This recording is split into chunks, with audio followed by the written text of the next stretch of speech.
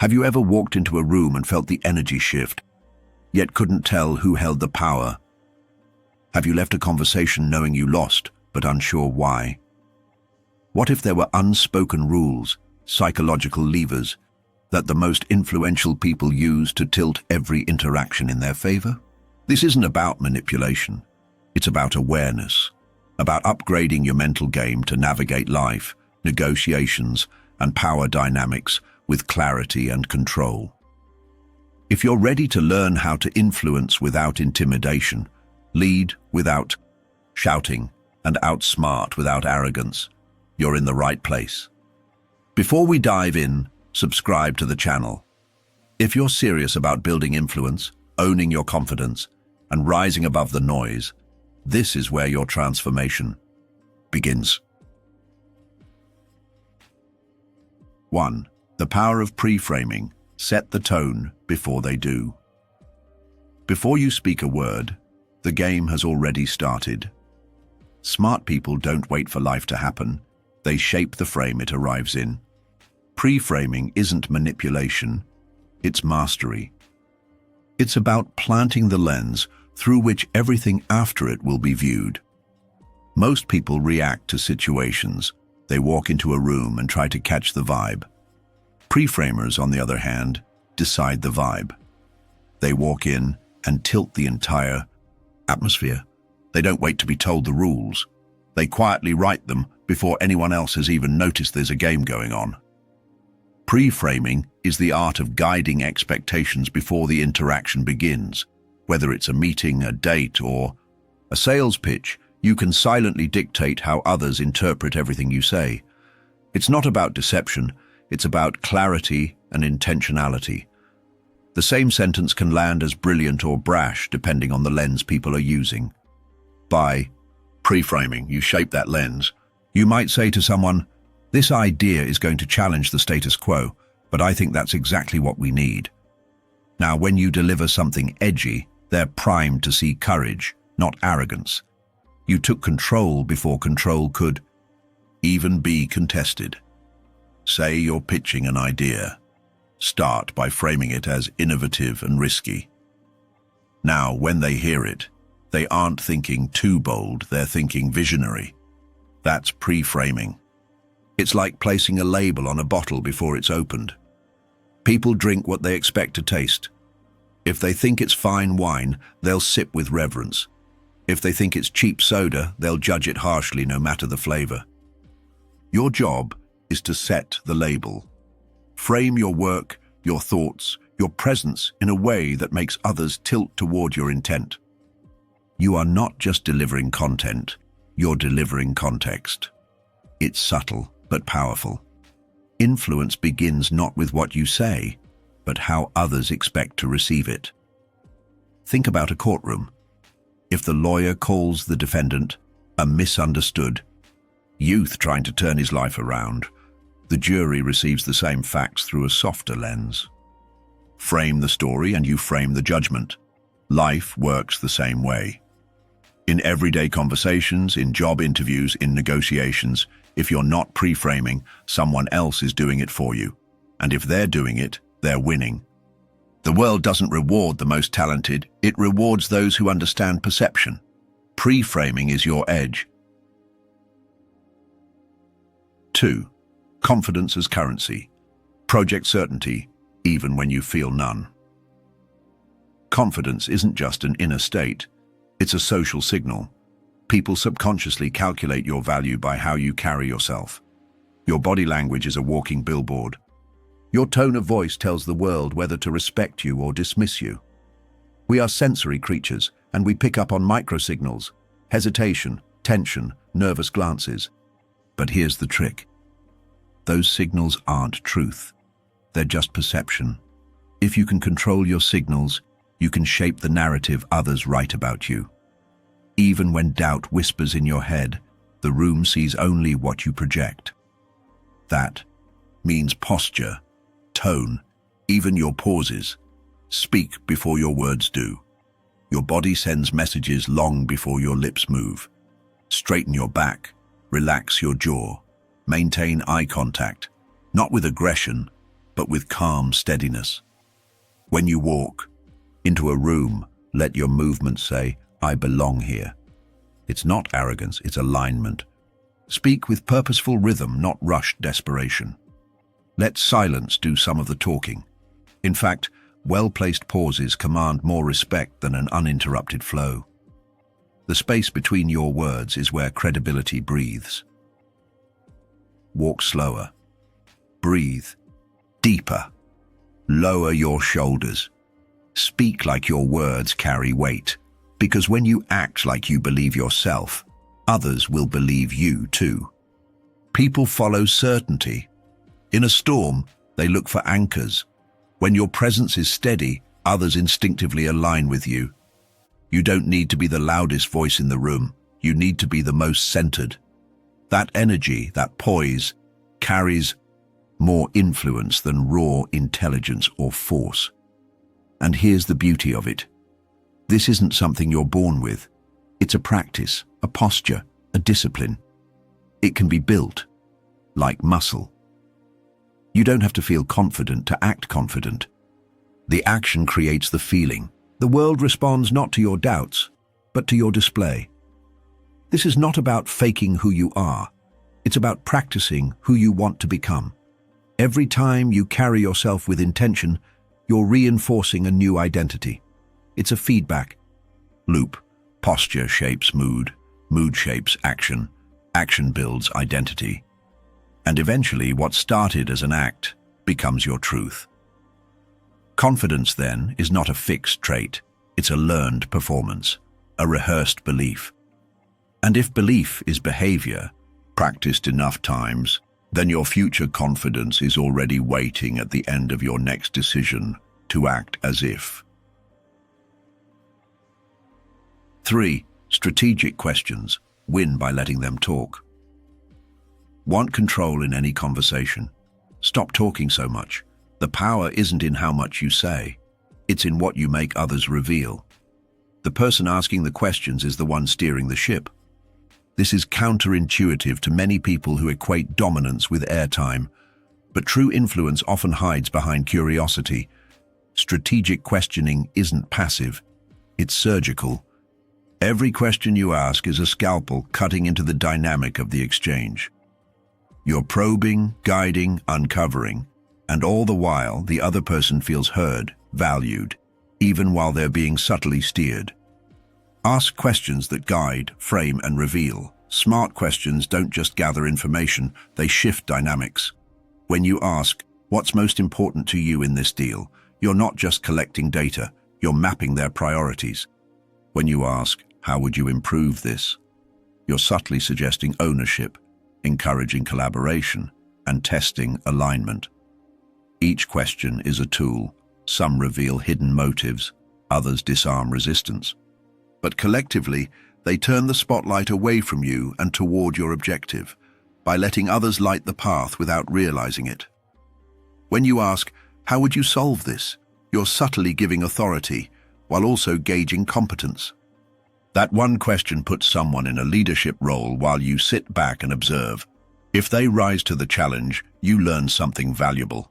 If they stumble, you've just exposed a weakness without ever confronting them. Strategic questions make people reveal themselves, their thinking patterns, their biases, their emotional hooks. You can understand someone's mind far better by how they answer a question than by how they explain their own traits.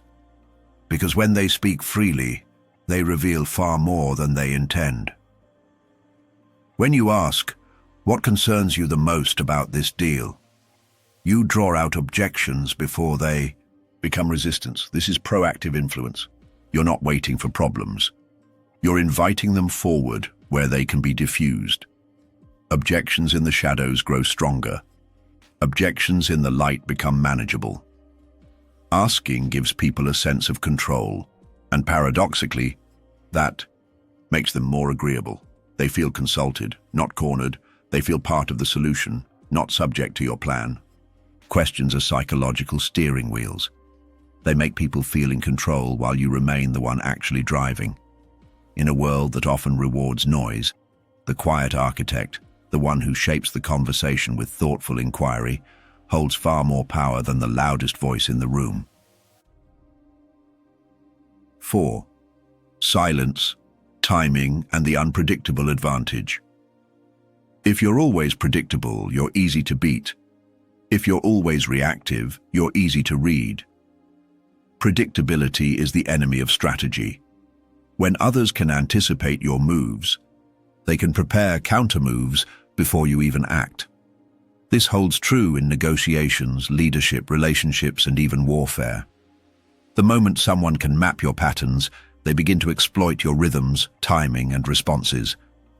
Predictability makes you vulnerable, not just because others know what you'll do, but because they can shape the environment to push you into your next move. Being reactive, on the other hand, makes you a mirror instead of a mover. You reflect the world around you rather than shape it. Reactivity surrenders initiative. It says, "I'll move only when you do," which hands over control. If you want to lead, to influence, or to win in subtle or overt arenas, you must become less legible. Let others be the ones trying to figure you out, not the other way around. The sharpest minds use unpredictability to keep others off balance, not out of chaos, but strategy. Unpredictability isn't randomness. It's intentional variation, calculated silence, and strategic ambiguity. Think of a chess player who makes an unorthodox opening, not because they're careless, but because they understand the patterns others expect and know how to disrupt them. Leaders, tacticians, and communicators who master unpredictability don't act without reason. They act in ways that shift the ground beneath their observers. This keeps people guessing. When others are uncertain about your next move, they hesitate, and hesitation, even momentary, can create space for decisive action. Whether you're negotiating a deal, de-escalating conflict, or presenting a new idea, being just unpredictable enough disorients your opponent and buys you time. Unpredictability becomes a veil, a defensive shield, and offensive tool in one. Add to that the power of silence. Pauses make people lean in. They make your words sound deliberate, thoughtful, powerful. Silence is uncomfortable for many. That's why it's so powerful. When used strategically, silence draws people in, amplifies your presence, and grants your words a heavier weight. A pause before you speak can be more commanding than any loud assertion. Silence signals that you're not rushing, that you're confident enough not to fill every moment with sound. In conversation, it gives the listener room to think, and often they will fill that silence with information or emotional revelations.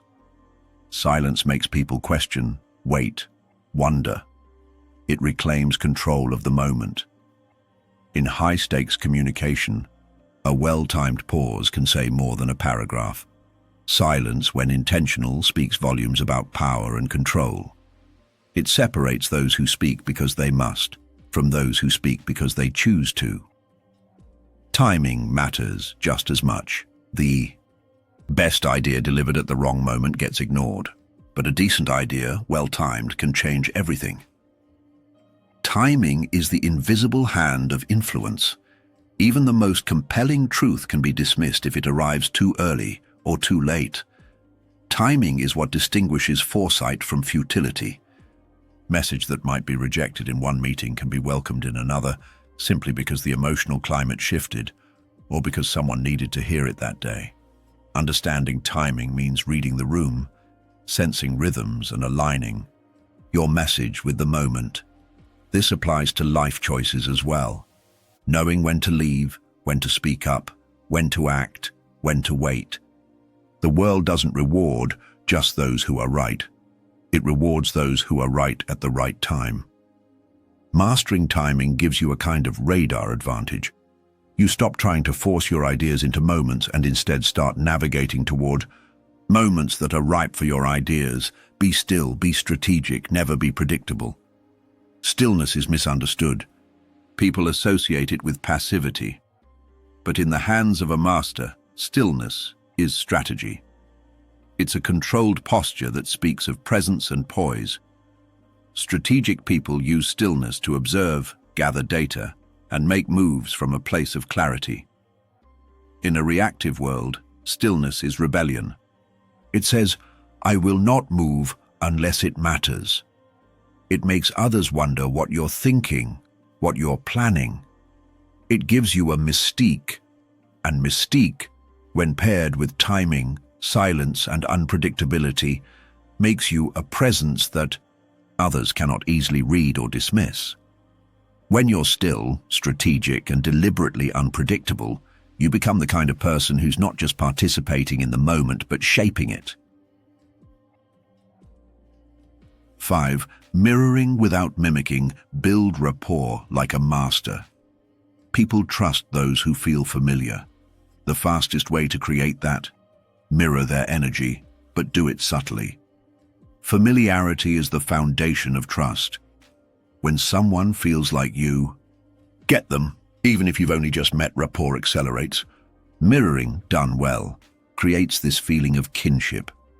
It tells the other person, we're on the same wavelength. But the art lies in subtlety. You don't need to duplicate their every gesture. You just need to reflect enough of their energy to make them feel at ease.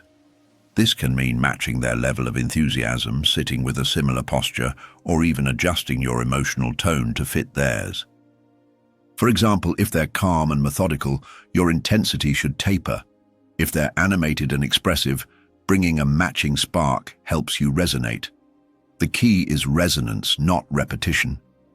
It's about joining their emotional frequency, not echoing their every word. Mirroring is not mimicking. It's about syncing with their rhythm, not copying their moves.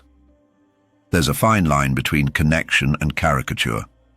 True mirroring feels organic.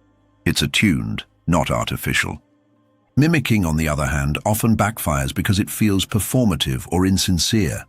People sense when they're being copied, and rather than feeling connected, they feel observed or mocked.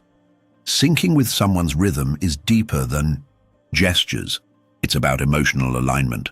Are they cautious or bold? Do they speak in stories or bullet points? Are they open or reserved? By noticing these cues, you're not copying them. You're tuning yourself to their way of engaging. It builds rapport without erasing your individuality. You remain yourself, but a version of yourself that can meet them where they are. It's like adjusting your step to walk in pace with someone, not to follow them, but to walk beside them. A slight adjustment in tone, matching their pace of speech, using similar expressions, it all builds unconscious rapport. Humans are pattern-seeking creatures. When someone mirrors our subtle behaviors, we interpret it as, this person is like me. We don't consciously notice tone shifts or slight changes in vocabulary, but our brains do. If someone speaks slowly and deliberately and you mirror that rhythm, they perceive you as attentive and thoughtful. If they speak in vivid metaphors and you start using imagery, they feel understood on their wavelength. Rapport happens not in grand gestures, but in these micro-adjustments. When done with awareness and tact, these subtle choices foster comfort and familiarity. It bypasses surface interaction and creates the kind of resonance that makes people open up, trust more, and engage more deeply. But if it feels forced, it breaks. The trick is to observe, adapt, and then let your personality anchor the rest. Forcing mirroring is like trying to fit into someone else's skin. It quickly feels unnatural. The moment you try too hard, you lose authenticity, and the whole illusion collapses. That's why mirroring must begin with observation. Watch, listen and sense the energy first, then adapt where appropriate, but always return to your core self. Authentic rapport is not about changing who you are. It's about stretching just enough to meet someone where they are while still standing in your truth. Think of it as a handshake. You reach out, they meet you halfway, but your grip, your hand, your presence still belongs to you. The best communicators know how to navigate between empathy and authenticity between adjustment and self-expression. Connection is never loud. It's quiet, precise, and deeply human. True connection doesn't need to announce itself. It's built in the pauses, the nods, the moments when someone feels seen without explanation. It's in the unspoken understanding that develops when two people are tuned to each other's emotional language. Loudness, performance, or over-explanation often masks insecurity. But quiet rapport, built through precise emotional alignment, is both efficient and powerful. It doesn't demand attention, it commands presence. The people who build trust fastest aren't the flashiest, they're the most attentive. They notice details others miss. They match energies without overt effort. And they leave the kind of impression that feels more like, that person really got me, rather than that person tried to impress me. That's the mark of a master. Outsmarting isn't manipulation, it's mastery. The goal isn't to control others, it's to master yourself so fully, so clearly, that influence becomes effortless. These aren't tricks, they're tools. And tools can build or destroy depending on the intention behind them. If you want to dominate the game of life, start by outsmarting your old self, the version that doubted, hesitated, or apologized for being powerful. Remember, power doesn't always raise its voice. Sometimes it just walks into the room, and everything changes. Subscribe if you're ready to make that kind of entrance.